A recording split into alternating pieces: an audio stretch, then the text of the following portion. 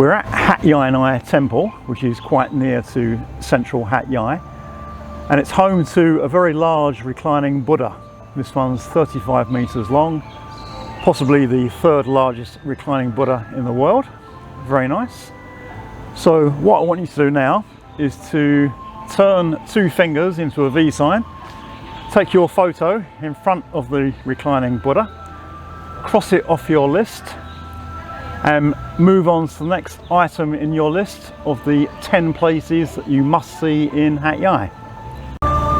Thank you for watching, and more videos soon. I'm not saying don't come to this place if you visit Hat Yai, although I would suggest if you want to see a reclining Buddha, go to Your Island near Songkhla, and there's another big reclining Buddha, all in gold. It's a bit more impressive, may not be quite as big, and Your Island is a lot more attractive than Hat Yai Nai. I'm really lamenting the state of tourism as it is today. My best ever trip to Thailand was my first visit, and there was no internet back in those days, and I knew nothing. The friend I travelled with had a Lonely Planet guide, and that was the only thing we had. We just went places, we didn't know anything about them, and it was that made it such a good trip. Everything was completely unknown, and it had a really magical quality. These days, when we're about to travel, what do? We watch videos on YouTube for hours, and by the time we get somewhere, it's almost as if we've been there before because we're so familiar. And where do we go? We get lists of places other people tell us we must go to, and we don't really use our imagination or just explore as we used to.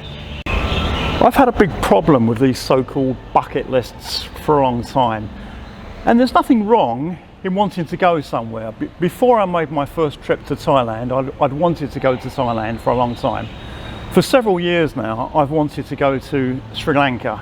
It looks a beautiful place. There's, the tea plantations, the beaches, the old trains, the food. It looks fantastic. I haven't been able to go because of COVID for the last few years, and now Sri Lanka is in a desperate situation, and I'm not sure when I'll be able to go. The problem I have is basing entire trips on lists that have been prepared by other people. We're all different, so what appeals to one person won't necessarily appeal to another person. Secondly, in a fairly small place like Hat Yai, there may only be one or two things, or maybe nowhere that you must see. But these things are normally grouped into lists of 10. So even if there are two things that are really worth seeing, the other 8 will just be made up. And thirdly, why do people make these lists? Is it purely out of altruism? Are they really concerned that you're not going to have the best possible trip if you visit a place? Of course it's not. They want you to visit their website or their YouTube channel so that they can make money. So it's self-interest, it's not really about the interests of other people. And why do we follow these lists? It's because the fear of missing out is a very powerful emotion. Advertisers know this and use it to their advantage. We're really afraid that if we go somewhere, we might miss something that's worth seeing. But as I said before, the best trips I've had is when I've been somewhere where I know nothing, and everything's unknown, and it's a big adventure, and there's a kind of mystical, magical feeling by not knowing everything. It will be strange if you went to certain places and didn't go to certain attractions. If you went to Paris and didn't see the Eiffel Tower, or Bangkok and didn't go to the Grand Palace. If you get up to Chiang Mai in northern Thailand, then Yai Nai Temple is certainly worthwhile seeing. But treat these things as a guide, and don't go through an exercise of religiously ticking off everything on the list, because that way you might not have the best time that you could be having, and a lot of the places you might just find to be underwhelming. The other thing is just to keep your eyes open and to explore things. People ask me where they should go in Hat Yai, and it's a difficult question to answer. So I'm not you. I have my ideas, and I often find that my thinking is quite different to other people. So if I told you somewhere that I enjoyed, then maybe you wouldn't enjoy it. And the other thing is just to keep your eyes open and to explore. Now if you look up on the internet places where you must go in Hat Yai, no doubt this place will be there because of the large reclining Buddha. And people will turn up to where we are now, you know, look at the reclining Buddha, take a few photos, then go off. What these things don't tell you is that there's a very interesting little crypt underneath the Buddha. The entrance is behind. So you'll just leave without even seeing that place. So that's where I'm going to take you next. This is the entrance to the crypt behind the reclining Buddha. And most visitors will just look at the reclining Buddha from the front and then leave without going in this place and without even knowing that it exists. But actually, I find little places like this far more interesting than large reclining Buddhas. A lot of people are interned inside the crypt, and there are Buddha images, and one way of making merit is to buy some gold leaf with which to adorn the Buddha images.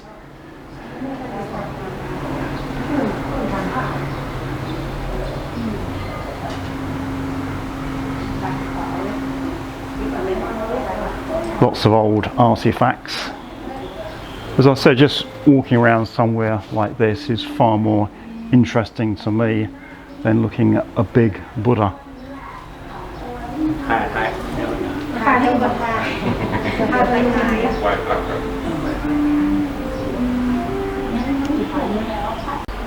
I love history and the past, and in these places you'll see family photographs, and it'll give you some background about the people who have died. So this person here, Ayu Hogsib Harbi, this person died when they were 65, and it's always very sad in these places to see young people who have passed away. And there's one up here, this young boy. So he was born in the Thai year 2506 and then died 2530, so he was only 24. There's a very noisy fan here, so you might have problems listening to me. Now, in the past I've mentioned that Thais are probably the most superstitious people on the planet. And we've got a little contraption here. So there's a wheel inside with numbers from 1 to 28, and apparently if I put in 10 baht, the wheel is supposed to spin and give me a number. So let's try that. Okay, it's spun to number 1. So what I do now, I take out a piece of paper from pocket number 1, which is in Thai and Chinese. I'm not going to translate it now, but I'll probably translate it at home. So this will basically give me a bit of a fortune telling. This is something else that's very sad. Here we've got some child's toys, and I think these are for babies and very young children who have passed away.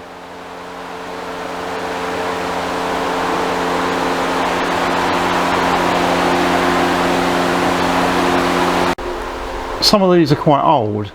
The person interned here was born in the Thai year 2472, which is 1929 in the Western calendar.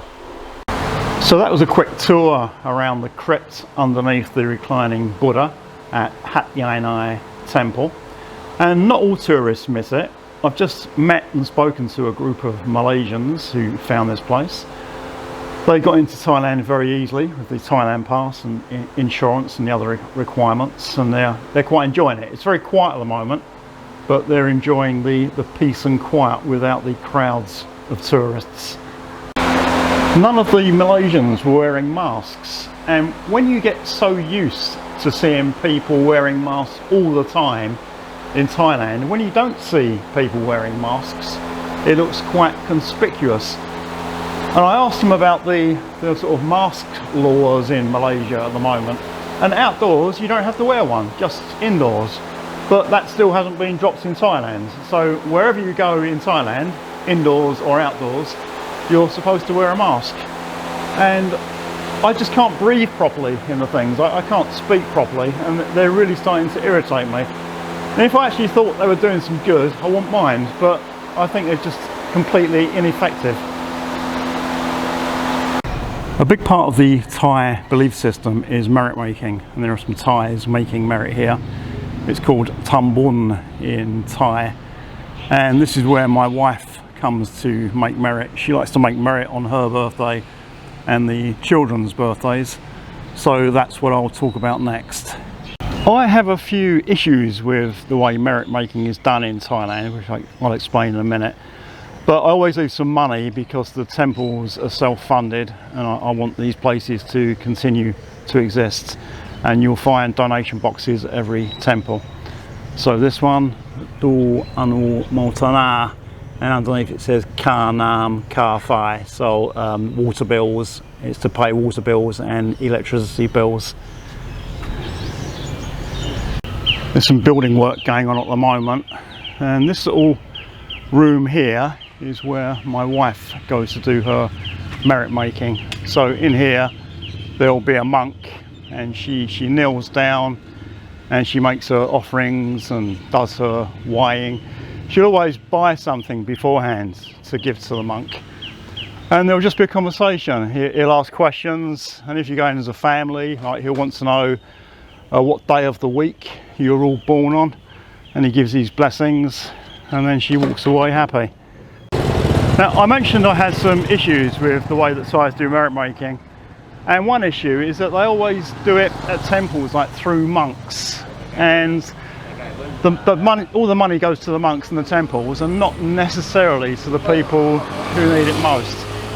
And another way they can make merit is to release caged animals.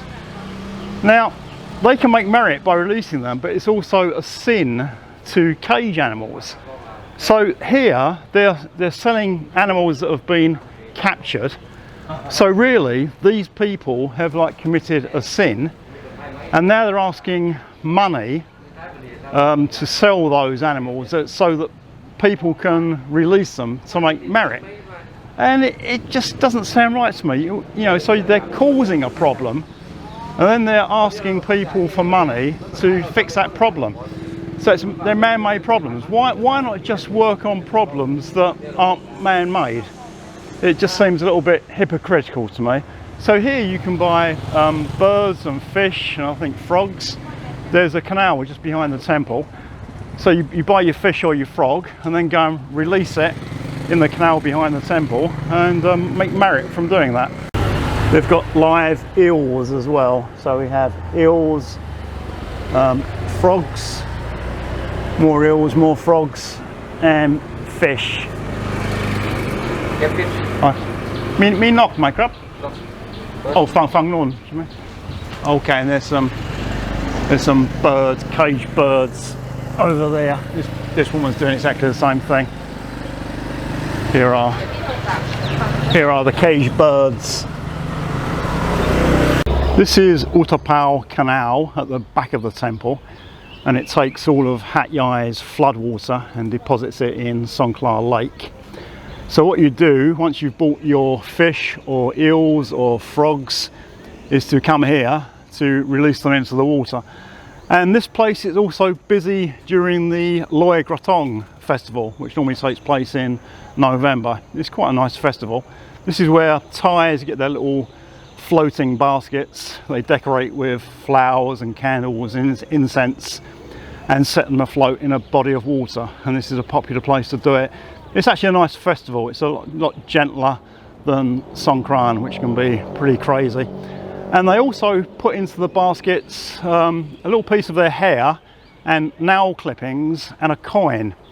So what happens, they set the little baskets afloat, and then you get lots of little street urchins that dive into this filthy water. It's like a horrible brown colour, to retrieve all the coins out of the baskets to make some money. This is the back of Hat Yai Nai Temple. Maybe I think too much, or I overthink things. If you hear a Thai tell you "kit mak," which means like think too much, it's not a good thing. You're not supposed to think too much. So really, when I go somewhere, I should just blindly follow the list of places other people have given me, and merit making, I should just go and buy a caged bird and release it and not think. But I've got quite an inquiring mind, and I like to think about things. And people not doing that is probably the root of many of the problems today. They're just doing things blindly that the government tells them to do and not really thinking for themselves. Anyway, it's just my opinion. You may agree, you may disagree, it doesn't really matter. I'm just telling you how I think. So I'm going to wrap the video up now. If you have any comments, questions or other feedback, please leave them below, and there'll be more videos from Hat Yai fairly soon.